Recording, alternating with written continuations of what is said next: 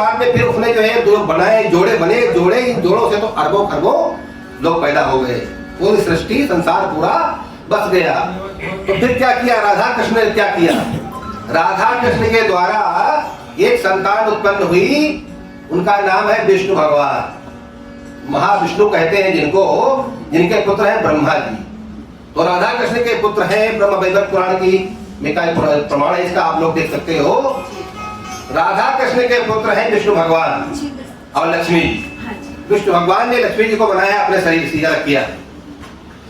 तो राधा जी ने जैसे ही विष्णु भगवान जो है उनका बालक जन्म हुआ, वैसे उसको उठा करके फेंक दिया, इसी ब्रह्मांड में फेंक दिया। भगवान कृष्ण नाराज हो गए कि हमारे पुत्र को तुमने फेंका क्यों, और श्राप दे दिया। राधा जी को कहा कि तुम्हारी संतान अब कोई नहीं होगी इसके बाद में। जब तुम्हें संतान से कोई लगाव ही नहीं, कोई प्रेम ही नहीं, तुम्हारी संतान की आवश्यकता क्या होगी? तो कहा प्रभु आपने श्राप दे दिया, आपने विचार नहीं किया, मैंने फेंका क्यों? जिनके बच्चे घरों में बैठे रहते हैं, गांव में बैठे रहते हैं, तो बन जाते हैं कूप मंडूक। मंडूक माने मेढक, कुएं का मेढक बन के रह जाते हैं, उनको दीन दुनिया की खबर कोई होती नहीं।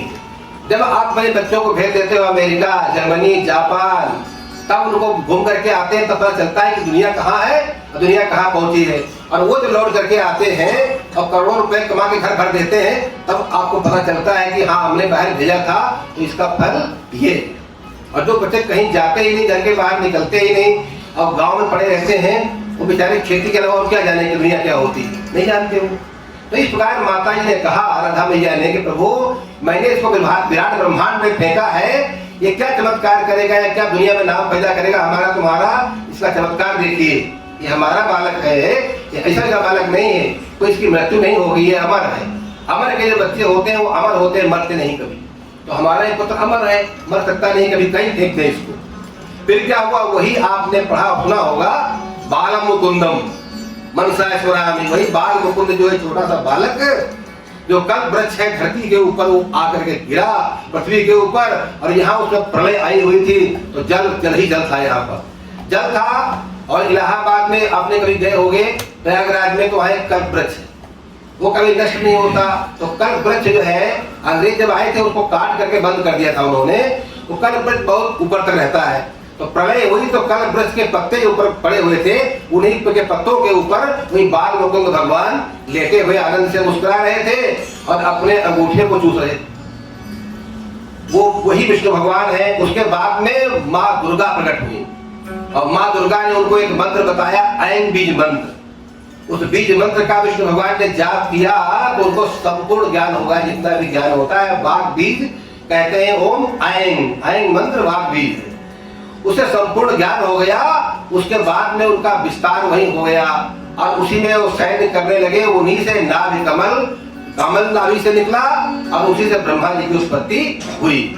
और उन्हीं ब्रह्मा जी के पुत्र हैं, पौत्र हैं मरीच, और मरीच के पुत्र हैं कश्यप, और कश्यप जी के पुत्र हैं भगवान विवस्वान सूर्य। और सूर्य इनके पहले जो है वो श्राद्ध देव मनु, और उनके पुत्र सूर्य, और सूर्य के बाद में सूर्य के पुत्र हैं श्राद्ध देव मनु। उसके बाद है इक्ष्वाक, उनके पुत्र है श्राद्ध देव मनु के पुत्र हैं इक्ष्वाक। और इक्ष्वाक ने ही अयोध्या नगरी बसाई थी। इक्ष्वाक ने ये अयोध्या नगरी बसाई थी, और परम ब्रह्म परमात्मा भगवान राम ने साकेत से उतार करके वो खंड दिया था इक्ष्वाक को, क्योंकि इक्ष्वाक ने भगवान की बड़ी तपस्या की। भगवान राम प्रसन्न हो गए और कहा क्या प्रभु चाहिए तुमको? तो कहा प्रभु एक बार धरती पर आ जाओ आप। तो कहा कि मैं धरती हमारे रहने लायक नहीं है। तो कहा प्रभु आप कोई उपाय करो। तो साकेत के खंड को उतार करके धरती पर लाए, और उससे बनी अयोध्या। और साकेत के रहने वाले लोग भगवान के साथ में रहते थे, वो सारे लोग अयोध्या में धरती के ऊपर आ गए, और वहीं पर भगवान का जो है जन्म हुआ है। इस प्रकार जो है इक्ष्वाक राजा हुए। उन्हीं इक्ष्वाक के वंश में जो है वंश चलाया, बहुत लंबा है। उन्हीं के हरिश्चंद्र है, उन्हीं के रोहित है, उन्हीं के सगर है, उन्हीं के युनाश्व है, उन्हीं के मानधाता है, और उन्हीं के हरिश्चंद्र है, उन्हीं के रोहित है, उन्हीं के सगर है, उन्हीं के अंशुमान है, उन्हीं के असमंजस है, उन्हीं के भगीरथ है। इस बार आता आता आता भगीरथ का एक पुत्र था। उसके बाद में उसके पुत्र थे दिलीप द्वितीय, और दिलीप द्वितीय के पुत्र हुए रघु, और रघु के पुत्र हुए अज, और अंज के पुत्र हैं दशरथ जी, और दशरथ जी के पुत्र वो राम जी हैं। तो राम जी भगवान कृष्ण के बहुत परपोते, मान लो उनको कई पीढ़ी बाद के जो है भगवान नारायण जो है आपके जो है कृष्णचंद्र जी और राधा जी के ही वंश के भगवान राम जी। तो इस प्रकार जो है, और एक बार जो है इसी प्रकार एक बार भगवान राधा जी कृष्ण के द्वारा ये सब उत्पन्न हुए। फिर दूसरी बार एक बार जो है विष्णु भगवान, और फिर लक्ष्मी जी, और फिर राम जी, फिर सीता जी, फिर उनका अवतार जो है कृष्ण भगवान का और राधा जी का, जो आप लोग आम तरह से पढ़ते हैं। तो आप लोग यही जानते हैं कि राम जी का अवतार हुआ कृष्ण भगवान का, और इस प्रकार जाना, और कृष्ण भगवान जो है बाद में आए और राम जी पहले हैं, यही आप लोग समझते हैं। एक बार सीताराम जी यही लीला करते हैं, एक बार राधा कृष्ण यही लीला करते हैं, और एक बार विष्णु लक्ष्मी भी यही लीला करते हैं। तीनों बराबर है, और तीनों ने अपना एक ही परमात्मा ने अपने तीन रूप बनाए। इस प्रकार की लीला शुरुआत होती है। तो इस प्रकार मैंने आपको राम कथा का पहले परिचय दिया, यहाँ से कथा शुरू होती है। अब जो है आप कथा सुनिए। बोलो वृंदावन बिहारी लाल की। तो राम जी और कृष्ण जी में कोई भेद नहीं है, दोनों एक ही, अलग नहीं। श्री गणेशाय नमः। श्री जानकी वल्लभो विजयते श्री राम मानस। प्रथम सोपान वर्णानामर्थ संघानाम रसानाम छन्दसामपि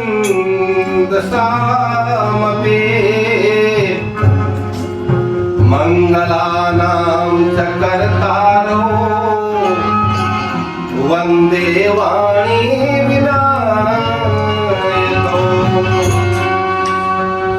सबसे पहले गोस्वामी जी ने वाणी माने सरस्वती जी और विनायक माने गणेश जी की वंदना की है।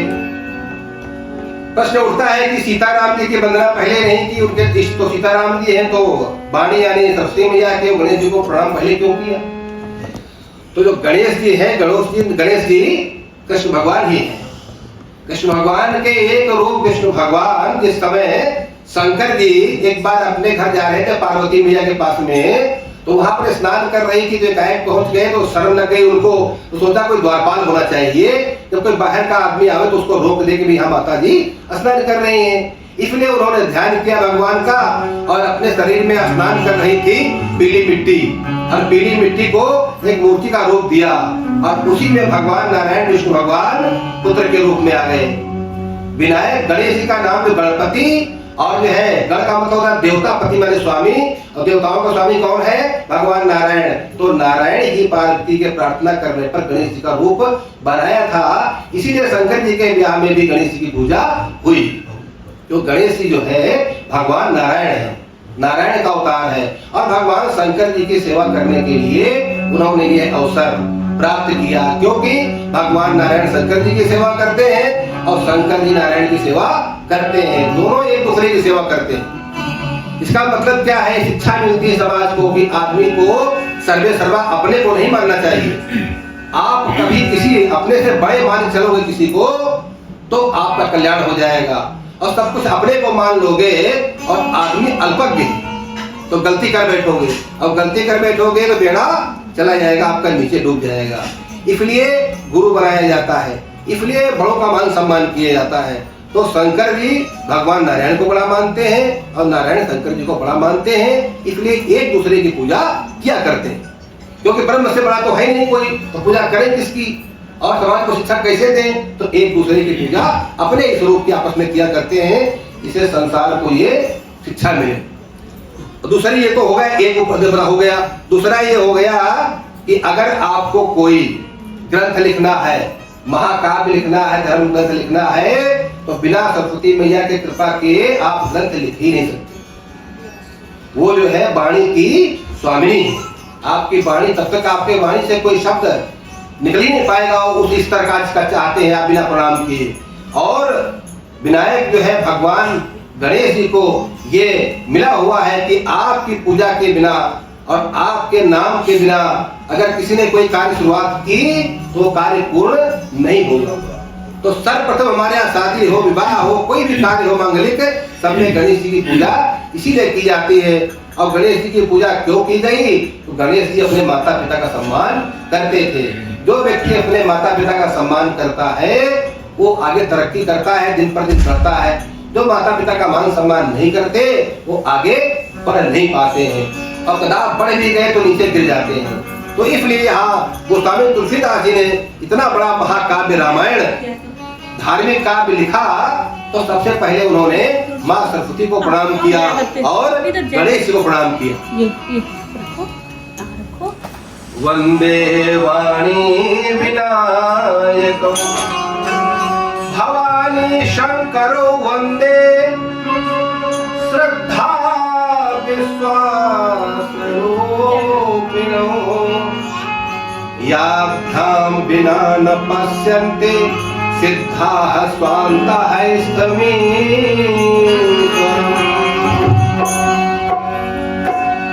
इसके बाद माँ भवानी और शंकर जी की प्रार्थना करते हैं, वंदना करते हैं, क्योंकि माँ भवानी श्रद्धा का रूप है, भगवान शंकर विश्वास का रूप है, और बिना श्रद्धा विश्वास के आप कोई वस्तु प्राप्त नहीं कर सकते।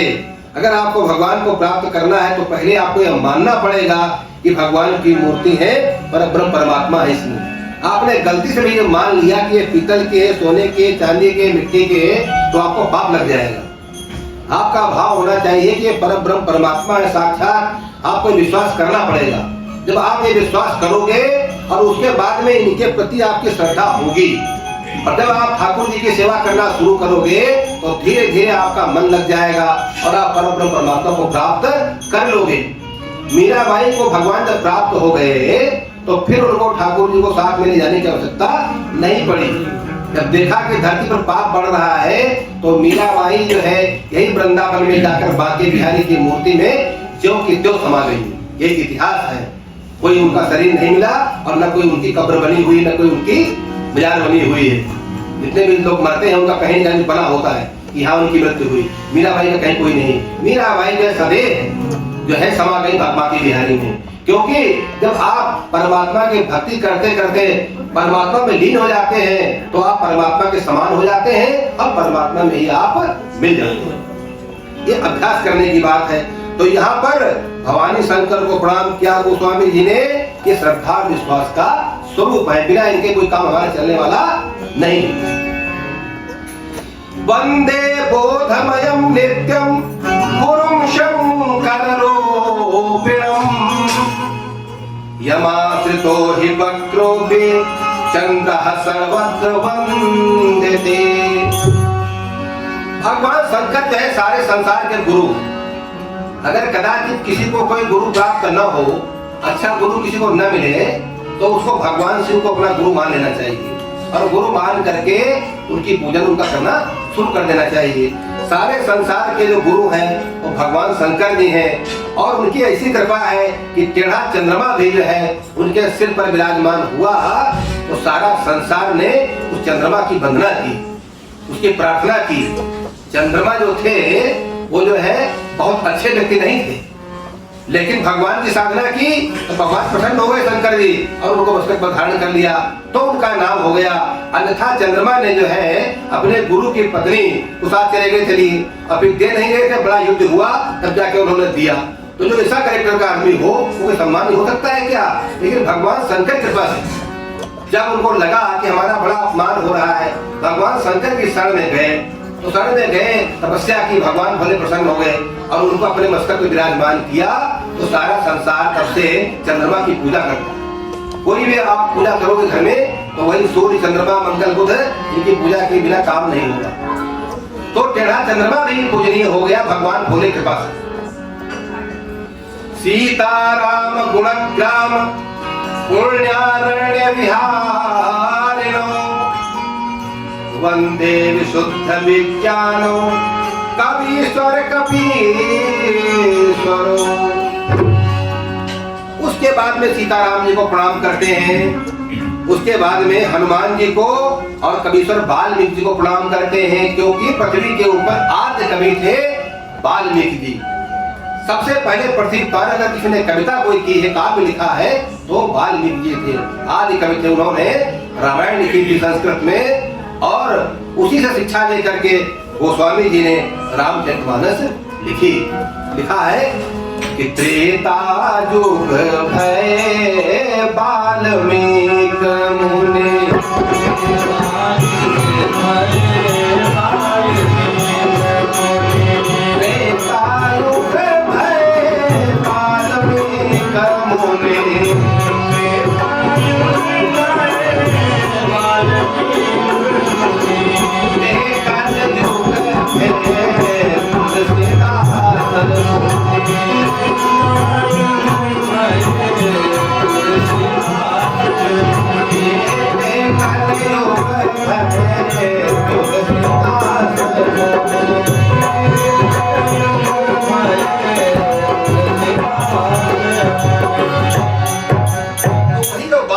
थे वही पृथ्वी के ऊपर जो है तुलसीदास जी हुए, क्योंकि संस्कृत को देखा, परम परमात्मा ने देखा कि धरती के ऊपर अब लोग ऐसे हो गए हैं कलयुग में जिनको संस्कृत का कोई ज्ञान बिल्कुल नहीं रह गया। जब तक तुलसीदास जी हुए हैं, इसके पहले तक तो बड़े बड़े कवि हुए हैं, प्रकांड विद्वान हुए, संस्कृत के हुए हैं, लेकिन तुलसीदास जी के जमाने में आते आते ही संस्कृत का लोप होने लगा। तो कहा आम जनता भगवान के बारे में कुछ जान नहीं पाएगी। तो वाल्मीकि जी धरती पर अवतार लेकर के तुलसीदास जी के रूप में और ये रामदेव मानस ग्रंथ को इतना सरल लिखा कि महा अनाड़ी आदमी गांव का वही मानस को समझता है, और बड़े बड़े विद्वान लोग भी जो है इसमें पीएचडी करते हैं तभी समझ नहीं पाते। इतना सरल है और इतना गूढ़ है। कहा गया है रामचरित मानस अति गूढ़ा, इतना जटिल इतना कठिन है कि इसको समझना आसान नहीं है, लेकिन इसको आम जनता जो बालक है तो वही गाते रहते हैं और वो भी समझ जाते हैं। दोनों गुण इसके अंदर है। विद्वान लोग इसमें खोज करते हैं, रिसर्च करते हैं, और जो कम पढ़े लिखे लोग हैं इसमें पढ़ करके ऐसे ही आनंद लेते रहते हैं। तो जन जन में पहुंच गई, और रामचरित मानस एक बार सारे ग्रंथों को इकट्ठा किया गया। जब गोस्वामी जी ने लिखा इसको तो जो विद्वान लोग थे बनारस के, उन्होंने आपत्ति की कि हिंदी के ग्रंथ को मान्यता हम नहीं देंगे, क्योंकि कोई ग्रंथ बनता है उसकी मान्यता देती है काशी की विद्वत परिषद, और वहां से बिना मान्यता लिए कोई ग्रंथ प्रकाशित कर दो तो उसकी वैल्यू नहीं होती। तो गोस्वामी जी रामायण को लेकर के विद्वत मंडली में गए तो उन्होंने कहा इस हिंदी के ग्रंथ को मान्यता नहीं देंगे। तो गोस्वामी जी ने कहा प्रभु ये काम करो, हमारा ग्रंथ सबसे नीचे रख दो, बाकी जितने भी ग्रंथ वेद हैं पुराण हैं सब ऊपर रख दो, और उसके बाद में अगर हमारी रामायण ऊपर आ जाए तो आप मान लेना कि इसमें जो है मान्यता देने लायक है, अन्यथा नहीं। तो कहा ये बात ठीक है। तो रामचरित मानस को सबसे नीचे रखा गया। जिस प्रकार जो हमारे विवेकानंद जी गए थे अमेरिका में भाषण देने के लिए, तो उनको विषय मिला शून्य। कहा कि सारे विषय बढ़ गए, अब विषय कुछ नहीं मिलेगा, और शून्य जो है दिया उनको। और शून्य पर क्या बोले थे विवेकानंद जी आप सब लोग जानते हैं, इसको बताने की आवश्यकता नहीं। आज भी विवेकानंद जी को दुनिया में बड़े विद्वान के रूप में, बड़े मान सम्मान के रूप में पूजा जाता है। तो भारत का डंका उन्होंने पूरे विश्व में गाड़ दिया था स्वामी विवेकानंद ने अपनी जो है सात बुद्धि के द्वारा। तो इस प्रकार जो है तुलसीदास जी का वो ग्रंथ रखा गया नीचे, और रात में फाटक बंद कर दिया गया विश्वनाथ मंदिर में, और सवेरा जब हुआ तो रामचरित मानस सबसे ऊपर था, बाकी ग्रंथ नीचे थे। तो विद्वत परिषद ने इसको मान्यता दे दी। इसलिए इस ग्रंथ को आम किताब न समझी जाए। जो पीछे बड़ा हल्ला वल्ला हुआ कि गोस्वामी जी ने महिलाओं के बारे में अच्छा नहीं लिखा है, गोस्वामी जी ने शुरुआत में जब कह दिया कि सिया राम मैं सब जग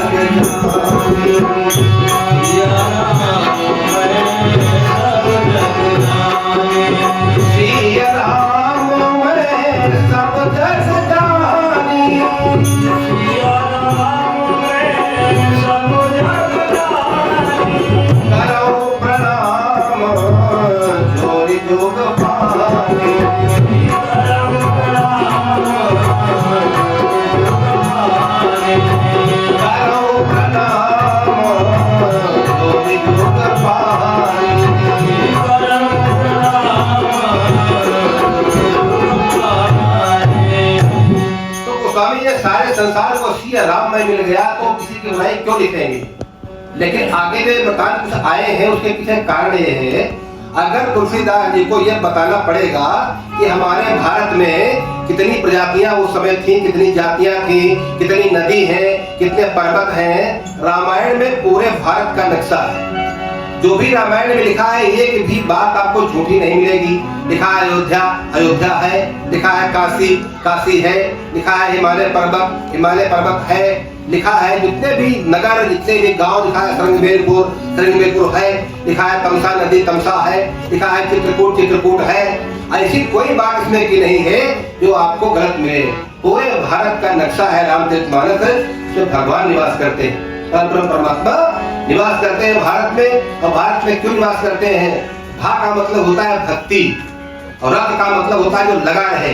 जहाँ के लोग हमेशा भक्ति में लगे रहते हैं उस देश का नाम है भारत। और ऐसे देश में भगवान निवास करते हैं। और किसी देश में भगवान का जन्म इसीलिए नहीं होता कि और देशों के लोग हैं अपने काम धंधे में लगे रहते हैं, पैसा कमाने के लिए लगे रहते हैं, लेकिन भगवान की भक्ति में नहीं लगे रहते, इसलिए भगवान कभी वहां अवतार नहीं लेते।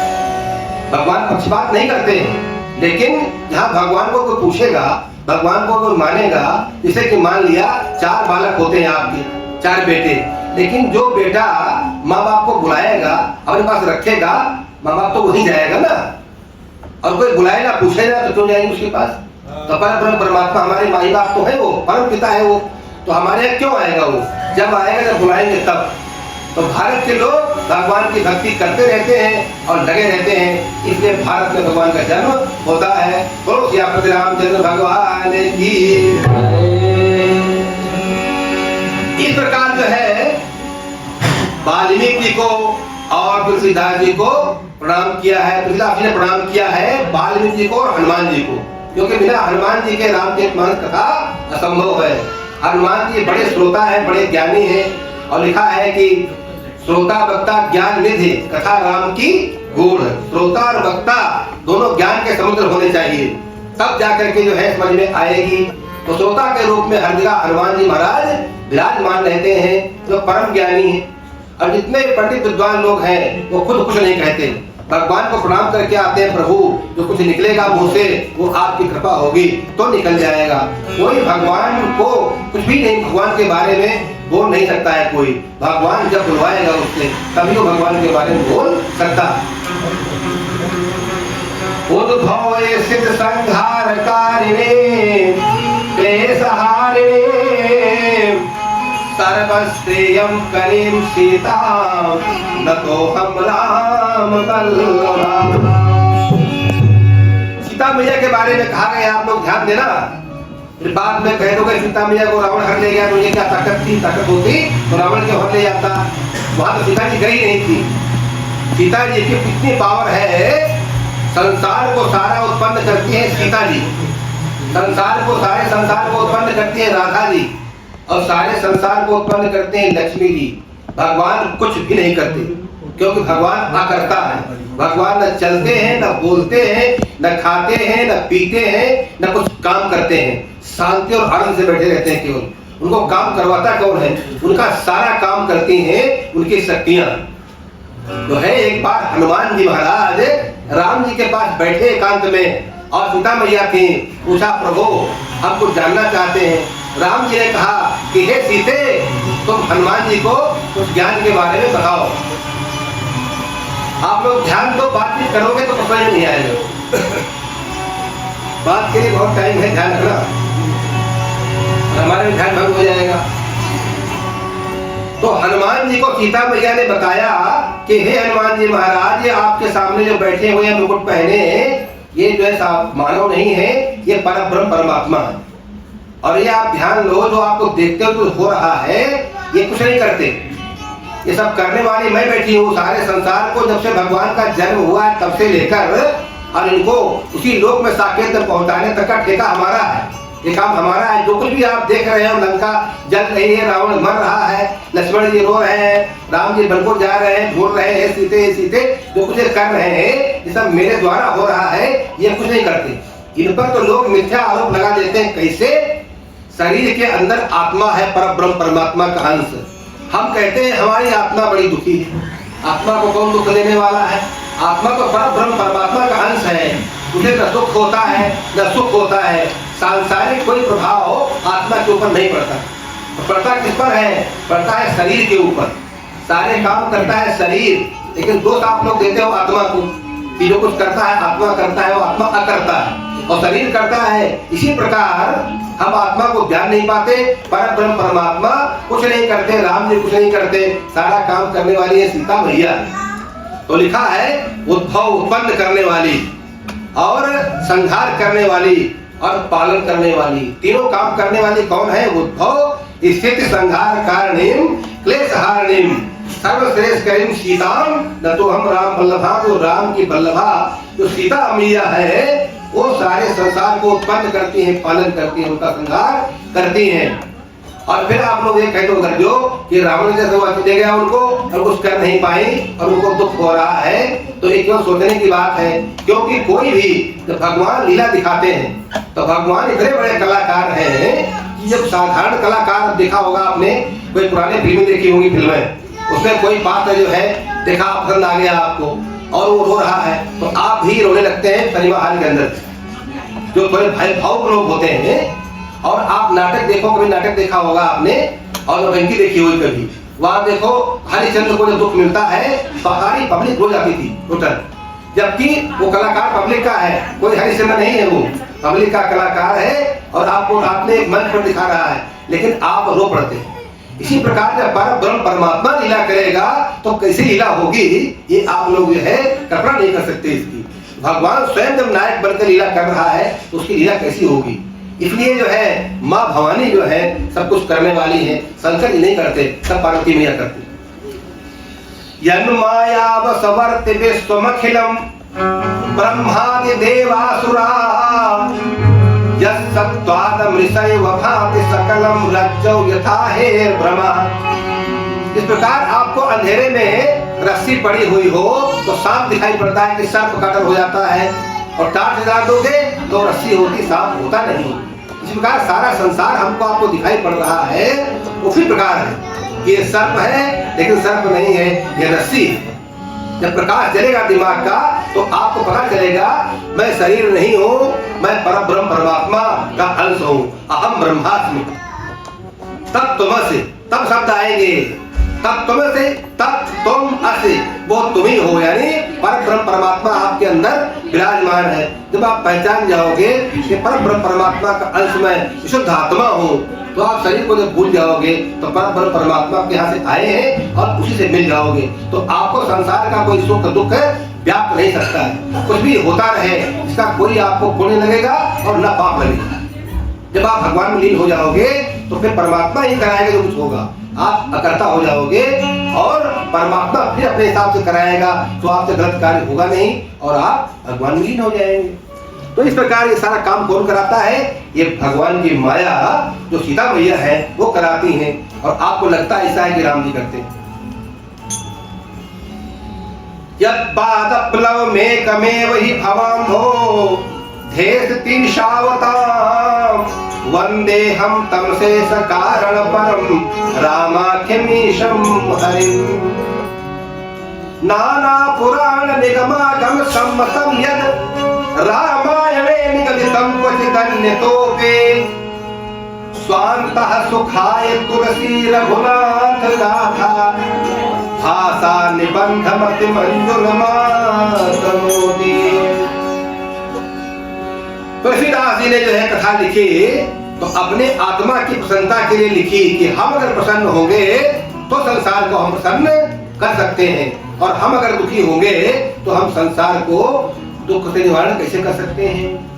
इसलिए तुलसीदास जी ने स्वांता सुखाय, अपनी आत्मा, आत्मा कौन है? परब्रह्म परमात्मा, यानी परमात्मा को प्रसन्न करने के लिए तुलसीदास जी ने ये कथा लिखी, और आप इसको पढ़ोगे, आप इसको सुनोगे तो भगवान आपके ऊपर प्रसन्न हो जाएंगे। इस प्रकार आप एक सुंदर सा भजन सुनेंगे अभी पप्पू भाई के मुंह से, फिर आगे कथा बढ़ेगी।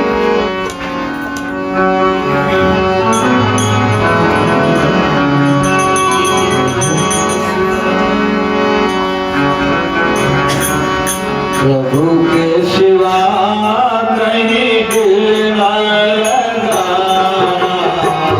प्रभु के सिवा कहीं दिल न लगा, नहीं तो पड़ेगा तुझे आंसू बहाना, प्रभु के सिवा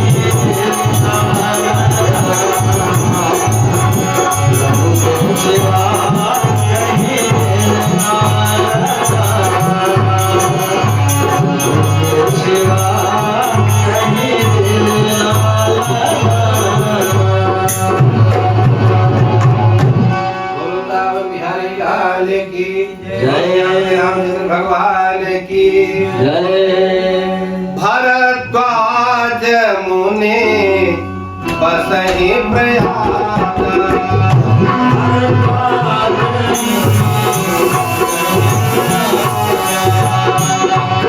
भरद्वाज मुनि बसहि प्रयाग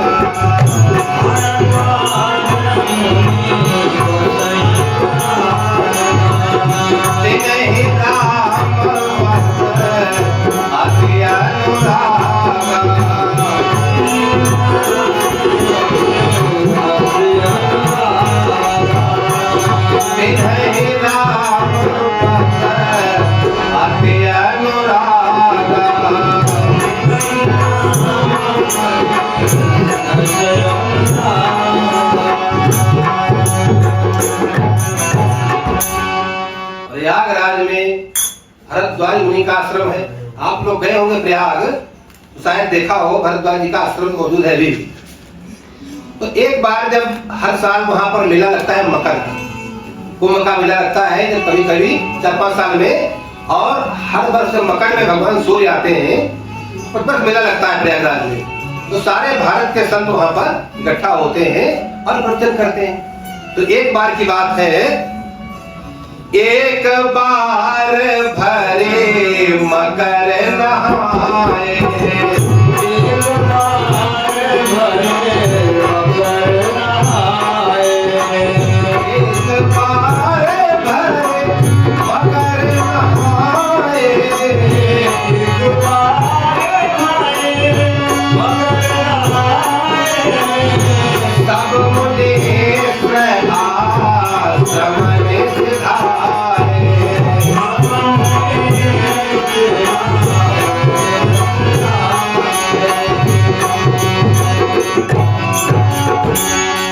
एक बार की बात है कि सारे मुनि लोग 1 महीना रुक करके उसके बाद अपने अपने आश्रमों को जाने लगे। वहीं पर जो है आपने नाम सुना होगा, भारत के सर्वप्रथम विद्वान थे एक जमाने में, उनका नाम था याज्ञवल्क्य, और उनका संवाद हुआ था गार्गी जी से, आपको ध्यान होगा। तो गार्गी जी ने याज्ञवल्क्य जी को रोक दिया था क्वेश्चन में, क्योंकि एक बार बहुत बड़ी सभा हुई और पूरे विश्व के विद्वान इकट्ठा हुए, तो सबको हरा दिया याज्ञवल्क्य जी ने। और तब 10,000 गाय इनाम रखी गई थी। तो उनको घमंड आ गया थोड़ा सा, और उन्होंने कह दिया अब कोई भी पुरुष या महिला हमारा मुकाबला नहीं कर सकता। और गार्गी जी को यह बात बर्दाश्त नहीं हुई, और गार्गी जी खड़ी हो गई, कहा ऋषि आपने ये बात अनुचित कही, क्योंकि हम लोग तो चुप बैठे थे, कोई बोले ही नहीं, और आप परम विद्वान हो, इसमें कोई दो राय नहीं, लेकिन आपने ये बात तो कह दी कि हमारे नाम कोई है ही नहीं, और महिलाओं का नाम क्यों लिया, तुमने स्पेशल नाम क्यों लिया, अब आप हमारा जवाब देंगे। और गार्गी जी के इतने प्रश्न उत्तर हुए याज्ञवल्क्य जी से, और याज्ञवल्क्य जी ने गुस्से में आकर कह दिया कि गार्गी अगर तुमने अब कोई प्रश्न पूछा तो तुमको मैं श्राप दे दूंगा, अभी तुम्हारे सिर के टुकड़े टुकड़े हो जाएंगे। और वही हार गए। ये कहते हैं गार्गी जी हाथ जोड़े खड़ी हो गई कि प्रभु इतने बड़े विद्वान को क्रोध शोभा नहीं देता है, आप जो है विजयी हुए, आप सारी गायें ले जाओ, हमारे गांव के गायों की आवश्यकता नहीं है, आपने चैलेंज किया महिलाओं को, इसलिए मुझे बोलना पड़ा, आपके ज्ञान में मुझे कोई संदेह नहीं है। जो लोग ये कहते हैं कि पहले महिलाएं पढ़ी लिखी नहीं होती थी, ये तो अंग्रेजों के जमाने में हुआ, मुसलमानों के जमाने में हुआ, जब महिलाएं घर से बाहर निकलती थी उनको पकड़ ले जाते थे, इसलिए लोगों ने घर में छुपाया, इसलिए करवाया घूंघट। नहीं, हमारे यहाँ कोई घूंघट था क्या? हमारे यहाँ स्वयंवर प्रथा थी, विवाह होते थे, रोजाना लोग राजकुमार इकट्ठा होते थे, इकट्ठा होने के बाद में लड़की चयन करती थी कौन सा योग्य है, उसके लिए कोई बड़ा वो रखा जाता था, परीक्षा रखी जाती थी, इसको करके दिखाएगा तब इसको वरमाला पहनाई जाएगी, तब जो है कन्याएं स्वयंवर करती थी। तो वहाँ कहाँ पर्दा थी? पर्दा मुसलमानों के आने से और अंग्रेजों के अत्याचार के कारण हुआ। तो ये लोग आप लोग जो है कभी दोष मत देना कि हमारे धर्मग्रंथ या हमारे संत महात्मा या हमारे ब्राह्मण पंडित इन्होंने घूम करवाया, ऐसा नहीं है। हमारे धर्म शास्त्रों में कहीं नाम निशान नहीं, कहीं घूमन का, ये केवल उसी समय में हुआ। तो उस समय जो है ये महिलाएं अगर विद्वान न होती तो गार्गी जी जब विश्व के नंबर 1 विद्वान थे याज्ञवल्क्य जी, और उनको रोक दिया और हारने में मजबूर कर दिया, तो बिना पढ़े महिला होती क्या? आप लोग ध्यान दीजिए, ऋग्वेद या जितने भी वेद हमारा प्राचीन वेद है ऋग्वेद, सारे वेद बातों उसी से निकले हैं। ऋग्वेद में 10 मंडल महिलाओं के, 10 मंडल जो है वो महिलाओं के हैं। लोपामुद्रा, अपाला, घोषा, गार्गी, इन सबके 10 मंडल है ऋग्वेद में। इन मंडलों को जो है, इनके मंत्रों को जो है इन लोगों ने अपनी साधना के द्वारा प्रकट किया। जो लोग ये कह देते हैं कि महिलाएं पढ़ी लिखी नहीं थी, ये बात सही नहीं है। प्राचीन काल में सारी महिलाएं पढ़ी लिखी होती थी, गुरुकुल में महिलाएं पढ़ाती थी। गुरुकुल में 2 होते थे, एक पुरुष एक महिला, जो आचार्य होते थे, आचार्य की पत्नी लड़कियों को पढ़ाती थी और आचार्य पढ़ाते थे लड़कों को। तब भी पढ़ाई जो है होती थी। इसीलिए हमारे यहाँ प्राचीन काल से जो है महिलाएं परम ज्ञानी रही हैं। बहुत सारे ग्रंथ लिखे हुए महिलाओं के हैं, एक से ग्रंथ लिखा हुआ। तो उन्होंने जो है याज्ञवल्क्य जी ने वहां पर जा रहे थे, तो भरद्वाज जी जो है, जो रामायण का परम विद्वान थे, वाल्मीकि जी के शिष्य हैं भरद्वाज जी। और भरद्वाज जी जब वाल्मीकि जी रामायण लिख रहे थे और भरद्वाज जी वहीं पर थे, उनके हाथ पैर दाबते थे, उनकी सेवा करते थे, उनकी व्यवस्था करते थे, रामायण का एक एक अंश जानते थे। इसके बावजूद उन्होंने उनके पैर पकड़ लिए याज्ञवल्क्य के, कहा प्रभु हमारी बड़ी इच्छा है, मुझे थोड़ा संशय है, उसका आप निवारण कर दें। ऐसा नहीं कि भरद्वाज जी कुछ जानते नहीं थे।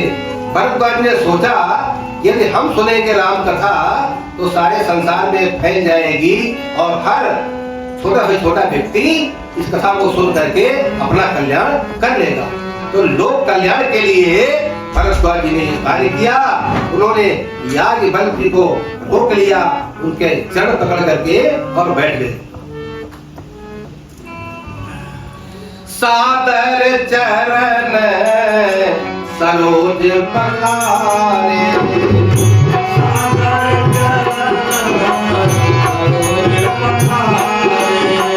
अति पुनीत आसन बैठारे,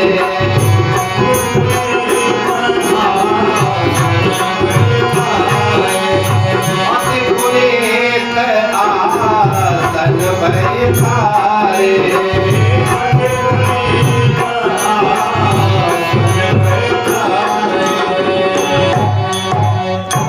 याज्ञवल्क्य महाराज को बड़े सम्मान के साथ में एक बड़ा ऊंचा आसन दिया, उनके पैर धोए और उनका बड़ा मान सम्मान किया। और उनके चरणों में भरद्वाज ऋषि, भरद्वाज जी ऐसे पावरफुल ऋषि थे, इन्होंने भारत में पहली बार बनाया हवाई जहाज। उनका ग्रंथ जो है मौजूद है, इसमें आप पढ़ सकते हैं, उसका नाम है वैमानिकी।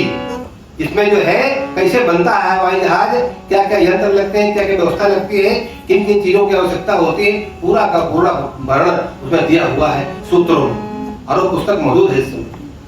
और इसलिए जो है परम विद्वान और परम जो है वैज्ञानिक होने के बावजूद भी कितने विनम्र थे। अगर आपको बढ़ना है, भगवान विष्णु का नाम इसलिए नहीं हुआ, भगवान नारायण ने जब भृगु जी ने लात मार दी और वो हंसते रहे और उनके पैर दाबने लगे कि प्रभु आपके पैर बड़े कोमल है, हमारा सीना बड़ा कठोर है, आपको कहीं चोट न लग गई। अब भगवान के इतनी चोट लगी कि भगवान के हृदय पर खड़ाओं का निशान बन गया, जो आज भी है उनके वक्षस्थल पर मौजूद है।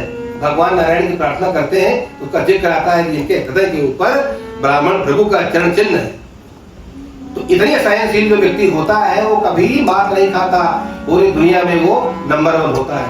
आप देखा होगा जितने भी अधिकारी बड़े होते हैं, वो कोई भी अगर उनसे उल्टा बोल जाए तो कुछ नहीं कहेंगे और कलम से ऐसा मारेंगे कि पानी नहीं पिएगा।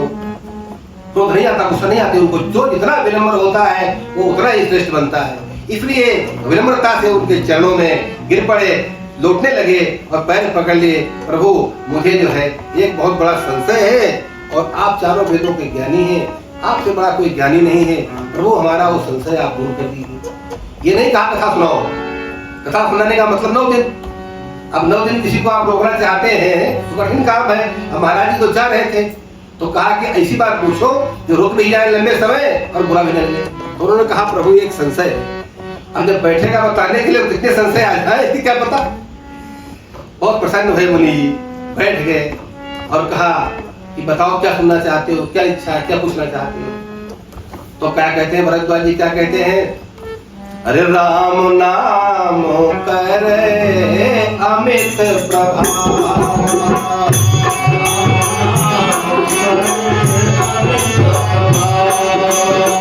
राम नाम करे अमित प्रभाव, राम नाम करे अमित प्रभाव, संत पुराण परिषद गा